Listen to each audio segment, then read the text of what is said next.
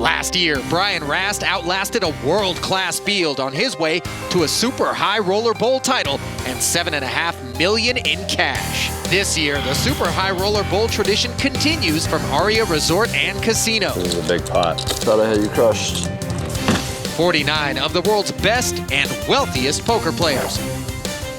A buy-in of $300,000 and a first place prize of $5 million.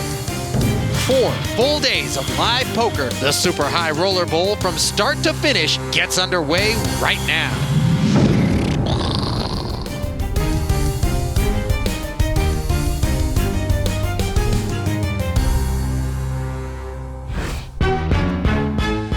Good afternoon and welcome to the lovely Aria Resort and Casino here in Las Vegas for the second annual Super High Roller Bowl. 49 of poker's wealthiest and best have ponied up $300,000 apiece to take their seat in this 4-day event and compete for $15 million in prize money, specifically the $5 million for first place. I am Ali Najad, joined by a gentleman who knows a thing or two about poker with over $7 million in career tournament earnings, 2 World Series of Poker bracelets, because one's never enough, and a World Poker Tour title to his name, Nick Schulman. Nick. Hey, Ali. Let's do this. Let's. Very excited. As you should be. You get a look there at Antonio Esfandiari, second on poker's all-time money list as he makes his way into the arena. No stranger to most of you. And there's a look at Brian Rast, a good buddy of Antonio's. Brian is last year's champion, good for $7.5 million. He basically equaled your career total in one event there. Very, very demoralizing. And let's get a look at the Jack in the Box payouts for 2016. As we mentioned, $15 million in total prize money, and that's the way it's broken down. $5 million for first, $3.5 for second, $2.4 for third, and well, you can read the rest. A respectable $600,000 for seventh place, but something tells me you don't want to end up in seventh, do you? Well, seventh stings a little bit. All right, the moment we've been waiting for is just about to arrive. Nick, the levels are 75 minutes long. The tables have 7 players at each table. The antes are going to be 200. The blinds are going to be 6 and 1,200. And with that information, what do you expect as far as coming right out of the gate is concerned? People are going to be really slow and patient, or are we going to see fireworks early? Well, people are starting rather deep stacked, so you're going to see people getting in there, playing some speculative hands you might not see getting played with such high a frequency as the tournament progresses, and people have less big blinds, less room to kind of work with. So a lot of things can happen in the beginning of a tournament, and I'm interested to see how it develops. Let's talk a little bit about Talal Shakurchi, shall we? 52 years of age, got his degree in computing from the University of Manchester, hedge fund manager with Meditor Capital. From Surrey, England, specifically. I didn't know there were cities other than London out there. You know, I have a bad habit of doing that too. Whenever somebody's from Britain, I say, "Oh, where are you from? London?" It's just the idiot American always. Who, us? Yeah. David Peters making it 3,500 to go with ace-8 of diamonds.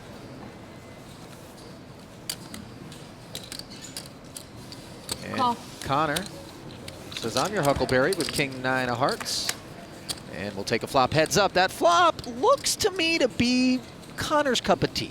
That's a good flop for Connor. And just for dessert, he has that 7 of hearts for the straight flush, just in case Back Peters up. hasn't beat. And you're going to see Peters bet here sometimes, just for sort of value, protection. There's certain hands you want to fold out. There's certain hands you get value from. This is not one of those hands that you get value from, No, king-9 of hearts. not. Connor's loving this continuation bet from Peters in the amount of 5,300. He is, and listen, these guys have gone to war many times before, and Connor has done a lot of very active things. He's made a lot of big bluffs, so, ooh. That's a card you don't love seeing if you're Connor. Obviously, the paired board creates the possibility of a full house, which of course beats the flush. A flush that is not the nut flush for Connor Jarman. The ace-high heart flush is also a possibility out there as Connor checks it over to David. And Peters, in all likelihood, is reaching. And groundskeeper Willie is firing a second barrel here. And if Connor isn't full or flopped a straight or has a flush, Peters is still in the lead, and that's a lot of the time. So there is some method and some logic that's going in to the decision that David's making here. It's not just going animal and deciding I'm going to continue to bet in the effort to get the guy off a hand. Trips figure to be good, and Connor is going to show up with a lot of 10 combos, 10 jack, 10 queen, etc. He's going to get stubborn with some sixes. He could occasionally find some check raises with a hand like queen jack with a heart. Even with a flush, he might just check call like he did. So if the river's a brick, like the deuce of spades, and he checks. On the turn, I'm sorry, the river is a 7 of spades, which puts 4 to a straight out there. Could potentially create some pause for David's trips. Not a bad idea for Connor to find some leads here, by the way. You know, he could lead with some straights, but he could also lead with some bluffy kind of hands. And David is going to check back a lot here on the end. If David had an overpair, or even the hand he has, he's going to find a lot of checkbacks. So, and Connor's well aware of that, which is obviously what would influence him to take the lead and make the bet into the aggressor. He is, and a great thing for Connor is that he knows that David knows that he's capable of doing this without a flush or a straight or a full house. And sure enough, 7,000. 7,000 is the bet. I think it might be 27,000. I'm sorry.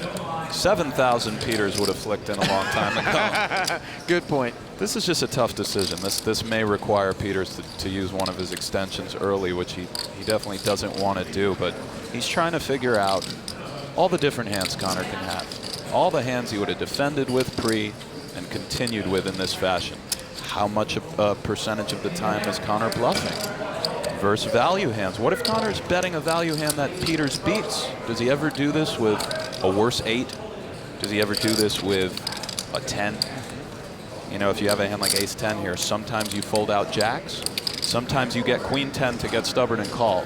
It's kind of a merge. 117. And it could be a defensive. 117,000. Oh, look at this. Peters is raising it up to 117,000, and that's going to make your stomach turn if you're Connor Dryden. I like this so much from Peters, I'm speechless. He has an 8 blocker, which is extremely relevant. You know, he's blocking a lot of Connor's full house combos. So having an 8 means a lot here because 8-7, 8-6, 8-10, these are all full houses, obviously, that beat Connor. And he's just put Connor in a disgusting spot. Look, he could also potentially have the ace-high flush, though it's a little more doubtful that he would make the raise on the end with that hand, and as such, Connor's got to fear the full house. Right, he could have an ace-high flush, he could have found that raise, but I think that Connor is really fearing that David is full, and Connor just has a tough spot. This is pure poker. And as it turns out, it could be an extension in Connor's seat. He only has 40 seconds to make the decision. And as you see, that placard that he just shipped in there Can we get 2 of these? Absolutely. is good for an extra 1 minute. Boy, this is tough. Everything that I said about what Peters is thinking, now Connor is thinking. What percentage of hands does Peters open with?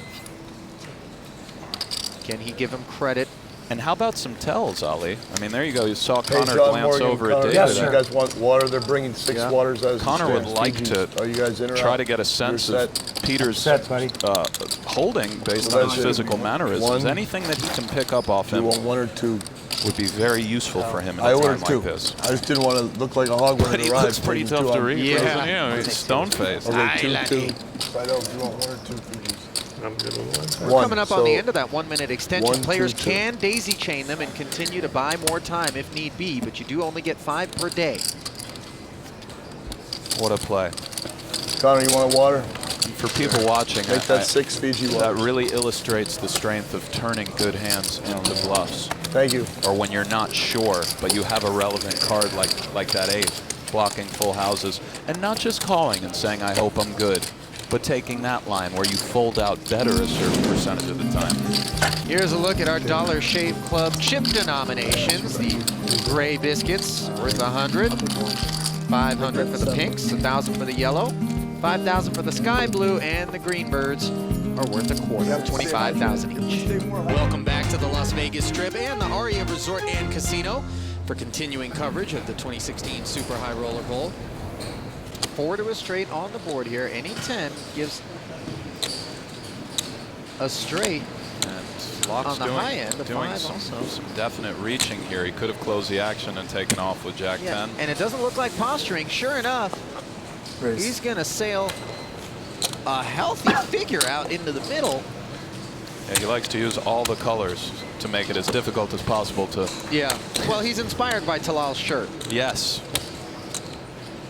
This is a very annoying spot for Galfond if he has just total. a 10. I think Sure. You're going to see him fold a 10 here a lot, which speaks to the strength of this play. If you call here with the 10, are you then just calling all in, hoping to chop or lose? Right.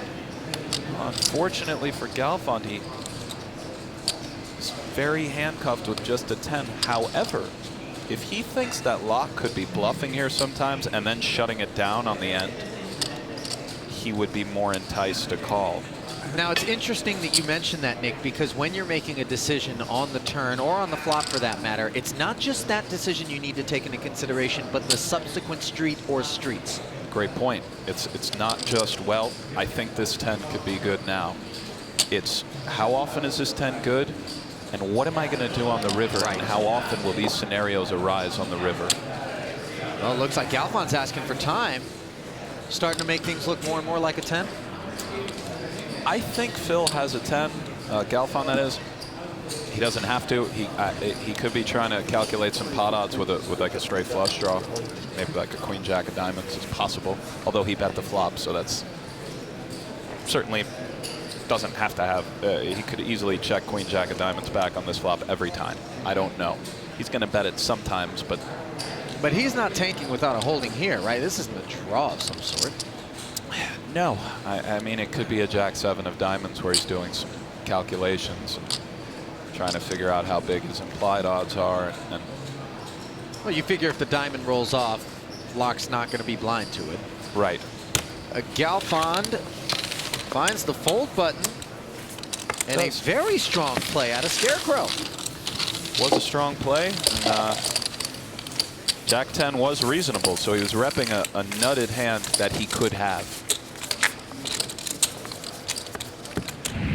And we're here at the outer table right now. It looks like an all-in. Very early for an all-in. Who's all-in? Very early for an all-in. Could this be Brian Rast? What's your name? It looks like and Rast. Esfandiari. Rast or Tolerine. I can't quite tell who it is. Listen, he's already run really well in Queens. No, Esfandiari has made the call, Big it would appear, right? based on the platters of the all-in.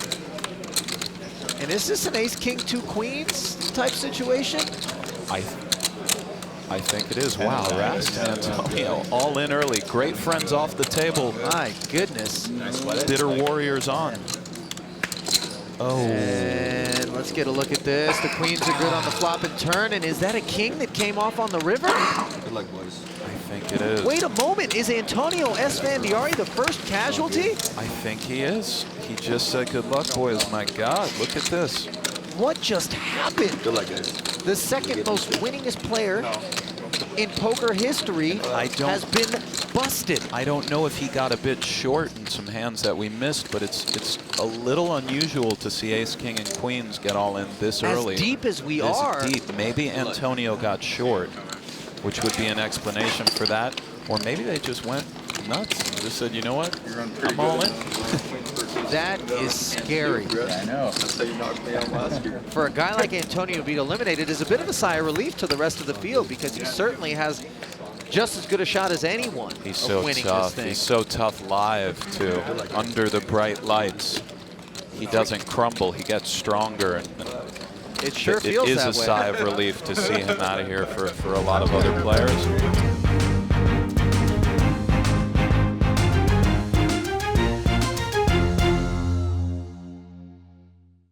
Welcome back to continuing coverage of the 2016 Super High Roller Bowl.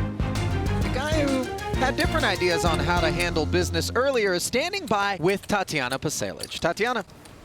Antonio, it's obviously very difficult to deal with emotion in such high-profile tournaments. How are you going to go back into playing poker tomorrow? Well, life goes on, right? You can't live in the past. You got to just push forward with tomorrow. And historically, I've probably been much luckier than I've been unlucky. So I know that. And, you know, it's pretty brutal at first. But, you know, after about 10, 15, 20 minutes, you just come back to earth and realize how lucky you are to have what you have in life. So it's all good. And you did lose your chips to Brian, who is your friend. Yeah, I lost half of them to Jason, and then 4 hands later, I lost them all to Rast. So at least I went to my good friend. How long before he starts trash talking you? Probably the next time he sees me. He didn't have the heart to do it right there at the table, but I guarantee next time I see him, there will be some jokes for sure. Awesome. Well, thank you very much, Antonio. Okay. You know I'm not going to bluff a friend. I don't think you're Let's get a look at a mobile strike. Amazon Coins Bio Blast of Phil Galfond, as we mentioned earlier, went to the University of Wisconsin at Madison. Not for the full run, but 2.5 years is enough to get your liver nice and cirrhosed out that way. 2.5 years more than me. So, well done, Phil. We see Talal Shakurchi making a 4,200 go with Cowboys, and Connor Drynan with 2 10s. Nice flat call from Connor. Flat calling. He's in position here, but he is in very bad shape. Yes, he is, and Talal has been so active that he could find himself getting very stubborn with these 10s. Oh, and look at this disastrous flop for Talal, the 10 high flop. I predict him to get extremely stubborn, as I was just alluding to. Well, it's a textured board. 9, Yeah. 10, 5 with a couple of hearts, 2 to a straight.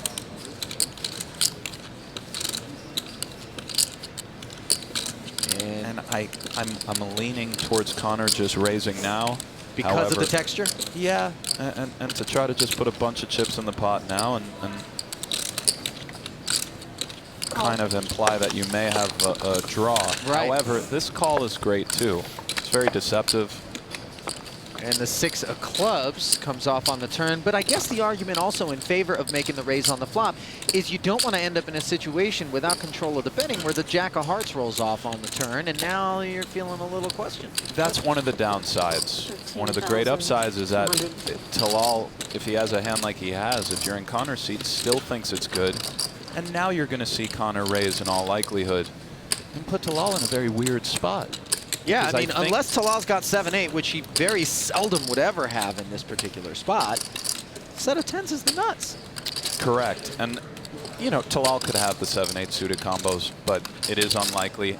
And for Talal, I think he thinks that Connor would raise a, quote, made hand on the flop.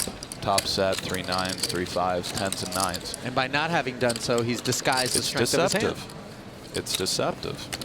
And for Talal, he could think Connor elected to just call on the flop with a draw, and now is just raising it because he senses some weakness, because he's balancing. 26-4. This is tough if you're in Shakurchi's seat.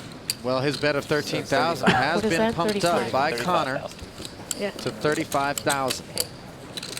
Another reason why Connor's flat call on the flop is smart is because Talal doesn't always have an overpair. Sometimes he has nothing. You can induce the second barrel. Correct. Or second bet. I think you're going to see Shakurchi call here. If he finds a fold, it'll be very strong. Well, he does make the call, and this does feel a bit stubborn out of Talal's seat. And the problem is now he has to wonder what's going to happen on the river. Well, you don't always hit a king, though. Now Talal's got the best hand with top set. My heart just sank for Check. Connor. That's brutal. This.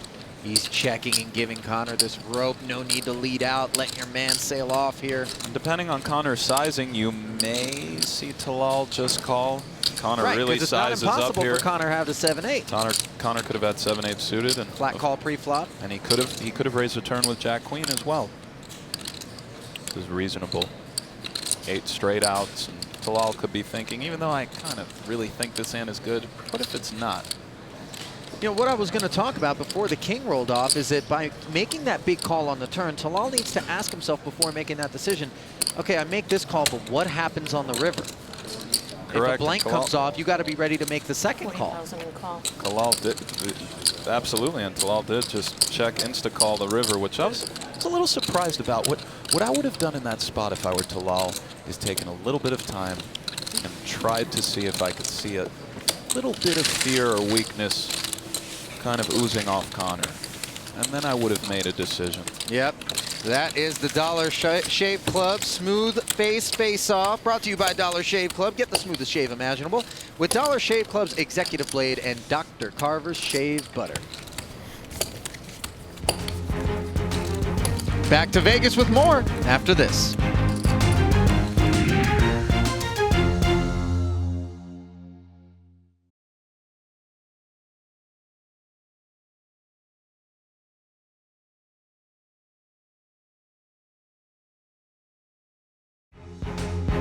Welcome back to the Super High Roller Bowl from Aria Las Vegas.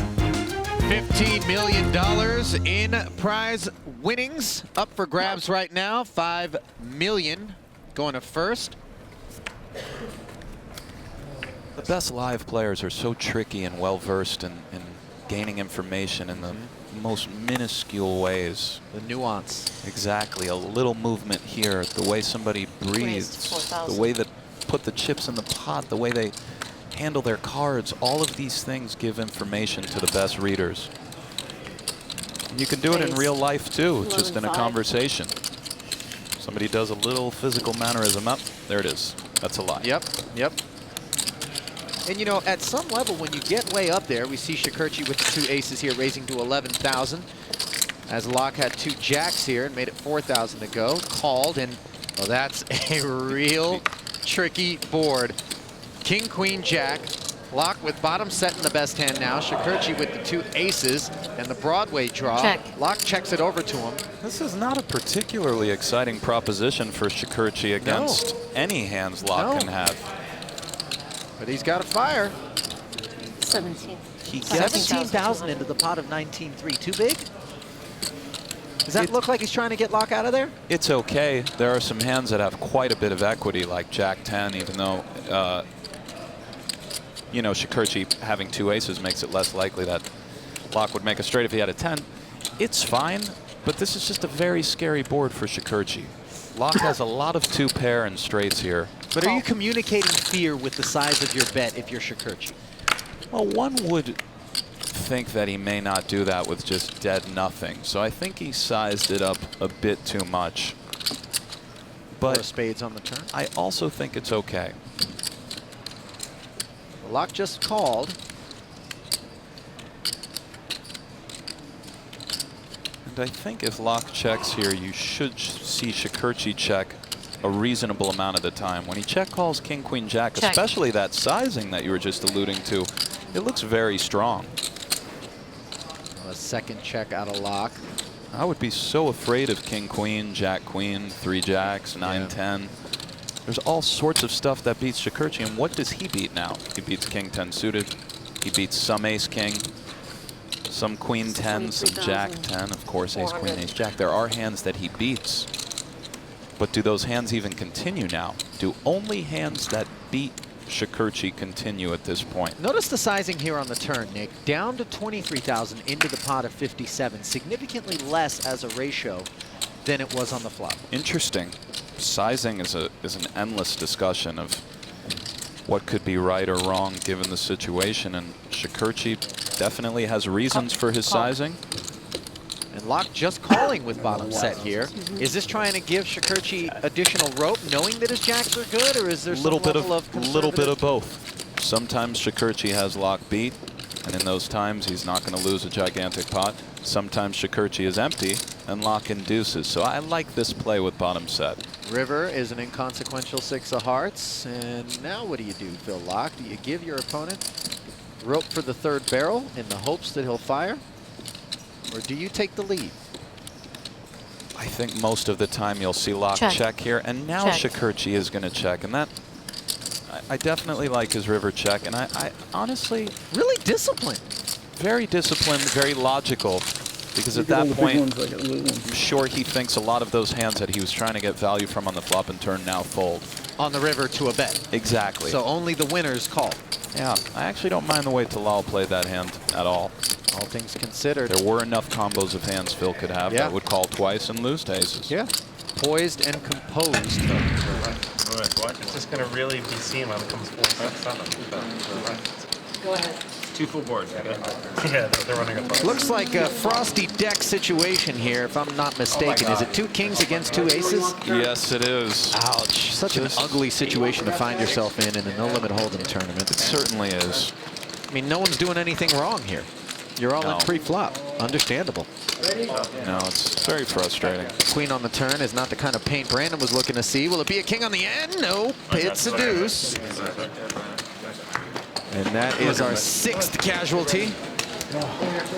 He seems like a great target for And here's a fun fact for you. We've only had 6 eliminations, all 6 of which have been at different tables. We haven't seen more than 1 elimination at 1 table. That is an amazing fun fact. Chew on that, folks. We'll be back shortly. Welcome back to Aria for the 2nd annual Super High Roller Bowl. $300,000 buy-in event continues with $5 million up for grabs. Check. 3-way action. Jack 5 tray on the board, and Budiga has flopped top pair. Meanwhile, it's Negreanu who's betting with the King 10. Pair of 5s for Ben Lamb. And there's Lamb with a middle pair and a few back doors. And notice that if Lamb had elected to raise, had he smelled some weakness from Negreanu, he might have folded Protouche out. Another small merit of raising here if you think you're good. Obviously risky, considering Protouche is there as well. Definitely. Definitely. And Protouche could have gotten stubborn with Jack 10 anyway, had Ben raised. Be tough to flat with Negreanu behind you as well. But I do think Ace-5 of clubs here is a good hand for Lamb to raise Negreanu with on the flop. Oh, look at this turn card. Protouche took the best hand and made it better. Top 2 pair. Now he has no kicker woes. Pair of 10s for Daniel. And had Protouche not called behind, Daniel probably would have bet into Ben, turning that 10 a decent amount of the time. But with Protouche calling, there's just too many jacks for him. Wow, and remarkably, it gets checked all the way around on the turn. And both Daniel and Ben with a very relevant card in their hand, an ace and a king. However, Ben may have 3-bet Daniel pre with ace-king, so it might be hard to start repping it. But you could see Daniel go for the home run here on the end and try to bluff out a hand like Protouche has. Maybe a little spicy overbet, Ali, if Protouche checks, of course, which he's not doing. Queen of spades on the end. Protouche going to value bet. But does Protouche have much ace-king? Ali just calling on the flop after Daniel bet and Ben called. No way. Daniel has ace-king sometimes. Protouche very rarely has it. I like shooting this up to like real big. Give it the habanero special? Yeah, maybe like $1.15. Having that blocker and having a range advantage on the river here. I think Daniel agrees with you, my friend. That looked like a raise to me. I really like it because Protouche has very little ace-king, and Daniel has all the ace-king. And he's made it 100,000 to go. And you're absolutely right. Given the situation, Daniel can rep ace-king and Protouche cannot. And with that knowledge, Daniel taking this chance. And that was a very thin bet by Protouche on the end with this texture. However, I don't hate it, but I wonder if he anticipated Daniel might do this and is planning on perhaps getting a little stubborn and Hero calling it off. Well, you can't imagine that he bet with the intention of inducing someone repping the ace-king. No, but it might have been in his mind that Daniel might go nuts here with like ace-deuce, ace-4, king-10, as it turns out. It's not like he doesn't know Daniel's capable. Wow, look at this. Awesome. What are you giggling about over there? Nothing. I didn't do anything wrong. We'll find out in an hour, my friend. What? That's right. That's one of those spots that you can just get away with because you run so good that you can just see assume that he has to have the ace king. Just see bet ace king and then get checked around until you run back door. Great play, Negreanu with the old 211, and Protouche's gum is going to get a real workout. Back in a moment. Welcome back to continuing coverage of the 2016 Super High Roller Bowl. To get a look at the ring that will be handed over to our champion, along with the $5 million in cold hard cash. Ali Najad alongside my partner Nick Schulman, with two of our lesser headshots. Not sure where we got those photos from. Much obliged just to have a headshot floating around on TV as is, so I'll take it. No kidding. As we get back to the featured table, we find a flop of 8-6-4 with a couple of clubs. Pratush Budiga. Given Pratush stack, we could see a ship here. He's got Jack 10 suited. The club draw up against Vitali's set of sixes. Betting a call of 16,000 though, and we'll take the turn card, which is a 7 of spades. Now gives Pratush a gut shot straight draw. He needs a 9. Good card for Pratush for a few reasons. It gives him more outs and possibility to rep that 5 somehow. Yep, 4 to a straight on the board. I got Didn't quite see the pre-flop action, so I'm not sure how many 5s are credible for him. Rishkov raised it up to 7,500 pre-flop. Lamb called. Budiga called. Rishkov betting just 16 again. Kind of wanting to get value from that set, thinking they're good. Maybe sometimes Pratush is drawing dead with a hand like ace-8, dead to a chop. Does 16 look weak to you into a pot of 62,000? It's just sort of unclear, but Pratush just said all in. He did induce that jam. I like this play from Pratush. Unfortunately, he ran into one of the very best hands in Rishkov's range. And it's like it's not even. Suppose 2 5s weren't impossible. No. No. Regardless, you see the percentages. Pratush, fairly big dog here. He's got 12 outs once. Needs to see a 9 or a club on the river, or that's all she wrote. A little worse the former spelling bee champion. Pratush, yeah. It's the language of origin on club. And there it is. And there is the club. There it is. And that's why they call it semi-bluffing. Final table prediction now. He was bluffing, but he had a plethora of outs. That was one of them. Pratush doubling up. $1 million free roll? Yeah, I put a team in. He's on it. So. Guess I'm not. We're going into what looks like a showdown between Talal Shakurchi at risk against Phil Galfond. All in. Can't quite make out the hands. Looks like 2 aces for Galfond. It could be 2 jacks there for Shakurchi. Looks like a board of 2 queens and a 4. Right, queen, 4. So without a jack. You wonder when the money got in, and there's a 3rd diamond on the turn. I don't see a diamond in Galfond's hand. Talal may have the jack of diamonds. Try to take that wide shot for you one more time. And no, it's a jack of hearts and the jack of clubs. And actually, Galfond does have the ace of diamonds, and that gave only 1 out to Talal Shakurchi on the end. And he has been eliminated. Down to 41 players left. We were at 42 coming back from the break. So some silent departures taking place as the blinds and antes increase. 75-minute levels here, Nick. The play is pretty quick, even though the stacks are deep. Yeah. We'll return to Las Vegas with more action after this.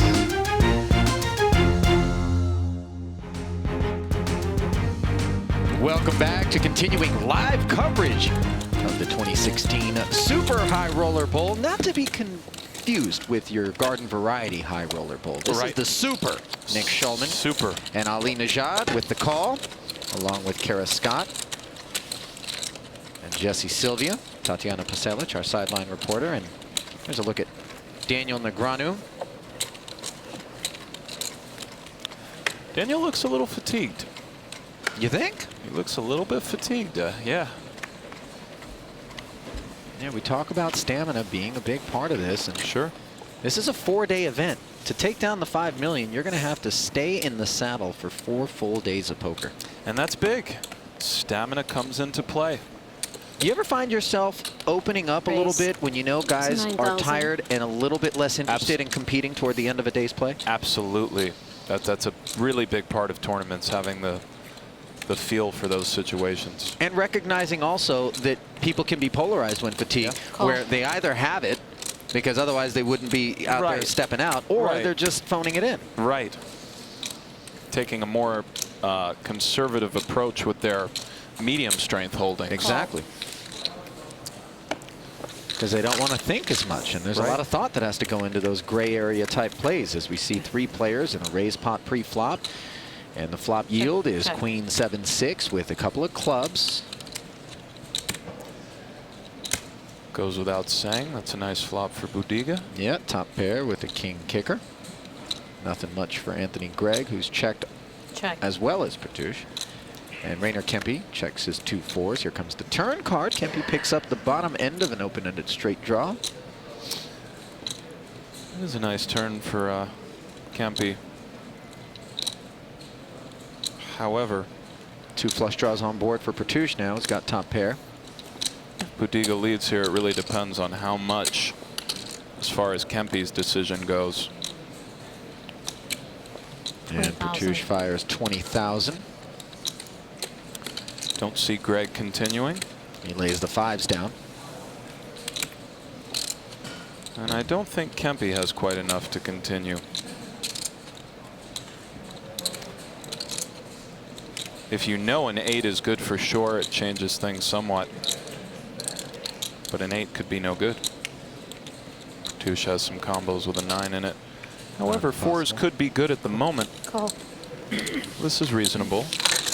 Rainer makes the call. A 3, 4, and 8 would make his hand best. And it's a 3 on the end, giving him the 7 high straight. That is the perfect card for Rainer Kempe. A disastrous one for Petouche. And that's how you do it. It's just that easy, boys. Look at Rainer sizing him up. Kempe is a touch capped here. Can't really have 8-9. He can, of course. He could check 8-9 on the flop, but most of the time he would bet. So Petouche is kind of asking himself, what are his 4 combos, and thinking about trying to get some value from this king-queen, which is reasonable because Kempe could have checked back some 6x, some 7x, and doesn't really have 8-9, where Petouche does have some 8-9 here. So I don't mind Petouche's value bet, but it is ambitious. 1,000 is the bet. And you could potentially get your guy to induce here by checking with some sort of busted draw on the end. Sometimes, and I think Kempe may find a raise here just based on, I feel Petouche may have given away the strength of his hand a bit based on his mannerisms. That felt very value-y to me. And that's not to say he did anything wrong, and it's much easier to make reads when you can see somebody's hand. Oh, wow, look at this. You're exactly right. But we've seen a lot of flat calling on the end with not the nuts. But Kempe really felt like this straight was good. That's logical. Petouche really only has the 8-9 suited combos. He's not taking off out of the small blind with 8-9 off. He might not be taking off out of the small blind with 8-9 suited. So Kempe really believes his straight is good. It is, and it puts Petouche in a very awkward spot. 80K to call. If you're going to make thin value bets, you have to be prepared to face these decisions. Well, Petouche didn't find the auto fold. He's asking for a count here. No, it's. But could Kempe really be bluffing for his remaining stack in this situation with just 80K? Great question, Ali. It's so hard to say. we can't get into Kempe's mind or know. One of the beautiful things about poker. Oh, Petouche thinks he could be. Maybe Petouche thinks that. To turn these over. And that's why you don't stand behind a horse. A lot of Kempe's 4 combos bet the flop. A lot went into that decision. It was the wrong one that time. I understand his thinking. 120.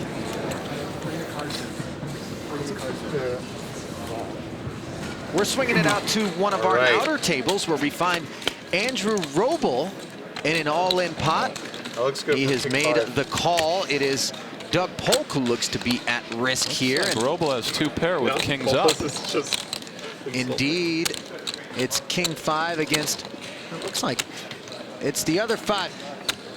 Polk has the king, and it's deuces for Roble? I'm not sure, Ali. I thought it was kings up. Looks like Roble at kings and 5s. Polk picks up, I mean, excuse me, Polk has kings and 5s, and Roble just picked up 4 3s for the win.